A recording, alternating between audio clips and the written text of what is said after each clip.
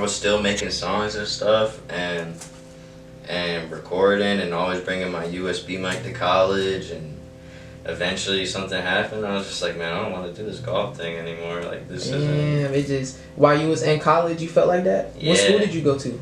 I went to Fairleigh Dickinson University for a year. Where's that? It's in New Jersey. It's right off of like 95, right before you go into New York City. Okay. And then I went to this Division II school called Belmont Abbey. It's 85 South, right below Charlotte. Like, you drive by it going up into Charlotte. If you left from here in Atlanta, yeah, you see it on your left side driving by every time. And you was playing golf there too? Yeah, and then I played for a year, and then I was like, I think I should do music. Music. So like, what was some of the stuff that you was going through in college that like made you kind of like switch over? Or like that made you not really want to do it no more? I think like girls, probably. Yeah. Like life, like I don't know. I didn't really enjoy my college experience. It was very,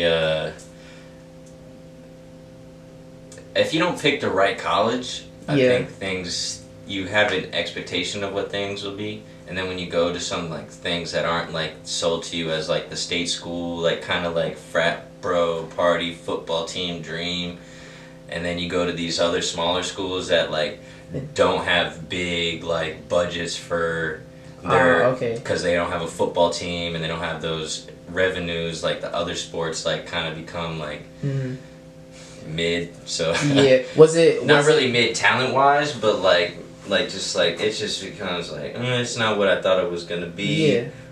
You know what I'm saying? And then I was just like, I really should be making music. Like I'd be writing while I'd be golfing. Yeah. So you knew in the back of your mind like writing was just I still like I have songs like from 18 till now when I'm 25. Like so I've been making songs like every year of my life. Okay, for since like 13.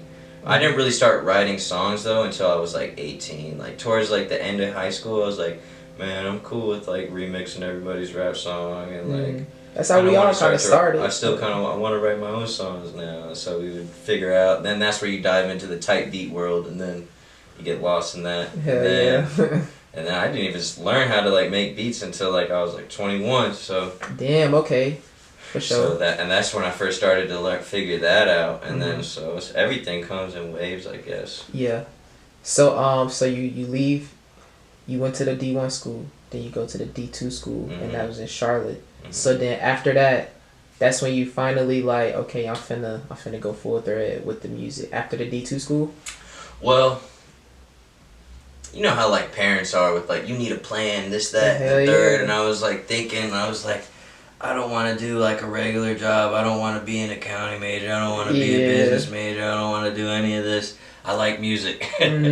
So I was like, shit, man. I just like decided that at a point during that I was going to studios, and me and my friend would have an engineer at a studio record us, and he'd be using Pro Tools, and that was the first time I seen Pro Tools, and I was like looking at him recording my friend, and I was thinking about it. I was like, I could learn this. Yeah. And then I just went and learned it. And then my parents had moved to Ackworth while I was in college. And so I graduated. I was like, let me get an internship. I'll try and get an internship down in Atlanta at a studio. And so I did that. And right now, I engineer to pay the bills, mix records, That's what's up. Are you full time in it? Full time in it, just for sure. Every day. If I'm not getting a call to record someone, I'm writing my own songs, and that's the way it's got to be until this shit goes to the next level. I can survive, and I'm surviving, and it's that is fulfilling. But it's I know there's the real rap check is coming. Yeah, for sure. Cool, bro. For sure. Whatever you want to pay me to record you for 4 or 5 hours, whatever. But as long as there's food in my stomach, you know what I'm saying. And you ain't working for nobody, exactly. I can decide if I want to do it today. Word. You know, or tomorrow, and being around the way I came to Atlanta, my friend group, because I came to Atlanta strictly for music and got into the studio, my friend group became strictly music. Music, yeah. And that just solidified a lot of solid stuff. just like people with the same passion and dreams going straight forward, like full speed ahead, like. And with this, you gotta surround yourself around the music with people, your settings, environment, all of it. Like you have to surround yourself with it. Exactly. Yeah. I mean, that's why like like I was telling you, we've been like rapping on all those like just like instrumentals and remixes like with just the homies around, because it's like, I don't know, it feels like a waste of time to just sit around and like, you know, I mean, obviously you need to relax and recharge and stuff like that's important, but like there's so much time in the day. So much. How much time do you spend actually BSing? That's like, man, I could write 3 verses right now in the next 3 hours and then go to sleep, and I feel like I did something to grow or even just express myself, or because all of that is just like I play college sports, so this is like reps, like practice, exactly, like batting cage, like. Do rappers go to the batting cage? No. You know what I mean? Like, but they can rap do remixes like it's like just like Lil Wayne work ethic mode. Bruh, write every day. Exactly. Like it's an excuse too. Word for sure. Like that. For sure. So after high school, after college, that's when you came straight to the A. So how was that transit? Well, first, have you ever been to Atlanta when you left college? Like, no. You never been to Atlanta when you left college. So how? Well, I'd been down to Ackworth like the odd holiday. Okay, you know what I'm saying? But I mean, like in the mix. Never like, lived in Atlanta. No. Dang. So how was that transition? Like coming from the college to the A. Like how was that? It's wild, man. Yeah, like, bro. Like Atlanta's. If you live a certain life, like I mean, if you're pretty sheltered, like you know what I'm saying, like. I had strict parents. I was a rebellious kid, but I had strict parents. Like I grew up in suburbs and around military kids all day. Like kind of around had like a strict regimen of people that were all and doing the same thing. Like coming down here, man, it's wild. Yeah, everybody outside, like everybody is different, like for sure. And I feel like just when you put yourself in the scene, like you see it's a lot of like-minded people around you, especially in the lanes that we're both in. So it's like being in Atlanta, it makes you want to go harder, like as far as what you want to do. Like, exactly, it's super inspiring. Like seeing like the clientele that I've been able to like be around and stuff at that studio and stuff is like, dang, like it's right here. You just got to do it now. You just like, got to do it. Like and seeing that, it's just inspiration. It's drive. It's everything. Hell yeah, for sure. So you come to Atlanta. Did you already have your rap name? Was it RonnyDoGood? No, it was Dysfunctional Ron at the time. And then like a year or so into that, I was like, I became fed up with.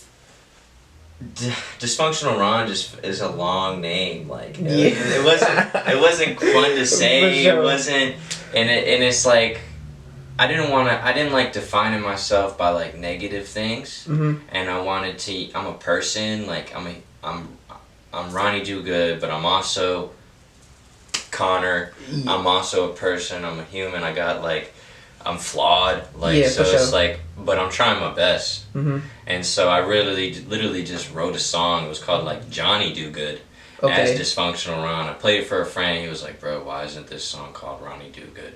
And matter of fact, why isn't your name called Ronny Do Good? That shit hard though. And I was just like, so it took me like about 6 months of about like convincing myself like I should do that, because I'd already like made some traction like as Dysfunctional Ron okay, and like you already put out a song as Dysfunctional Ron. You can go to Dysfunctional Ron right now on Spotify. And there's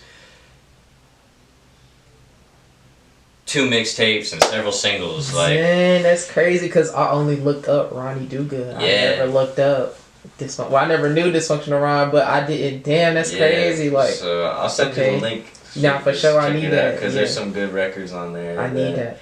I'm excited for people to find out about one day. Because people gonna go back. Like I didn't know there was a Do Good. We're gonna get into this too, but a Do Good one. I didn't know, so I went back. I'm like, hold the fuck up, you know what I'm saying? Like going back, I feel like fans love that shit. When they're really a fan of the artist, they love going back and hearing the old shit before you got to your point now. So I definitely gonna tap into Dysfunctional. Yeah, I'll put you on to some of my favorite records over there. For sure. I got a few of them, but for sure.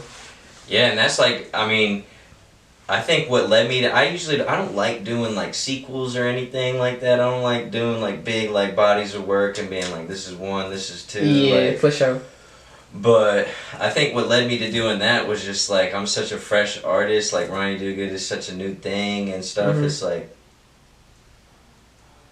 no one's gonna know about it unless they have a reason to know about it. So let me give them a hint. For sure, yeah. You know what I'm saying? Part 2. Like, for sure. Like, Damn. go back and click the other ones because they're just like kind of vibes. Like there's themes in there that I'm expounding upon in like future works and stuff. Okay, for sure. That all relate to the same thing. For sure. So you put out. Did you make Do Good 1 in Atlanta? Yeah. Okay, cool. For sure, for sure. So what was some of the things you were going through in Do Good 1 versus Do Good 2? Like, what was the difference in making both of those projects? Cause when I first seen you at Artemis show, I don't even think you put out Do Good 2 yet. No, I haven't. I don't even think you did your music video yet to Stop Playing With Me. No. So it's like, what was some of the things you were going through? Because now you're performing now on Do Good 2. You got your music video out. Yeah. Like, what was some of the things you were going through in Do Good 1 versus Do Good 2? Like, where was you at in life at Do Good 1? I was really frustrated around Do Good 1. For real? Yeah, man. I had just moved. I had finally gotten like my own spot. This was like Do Good 1 was still like could have been, and even now like some of these records that are out as RonnyDoGood were all like Dysfunctional Ron records almost. Like, you can still hear Dysfunctional Ron when you like make them, or like everything is kind of just over the past 3 years. I've made an expressed myself on so many songs. And like the transition of just, it's kind of just like some songs were like coming. What you think them 2 fingers and thumb for? No.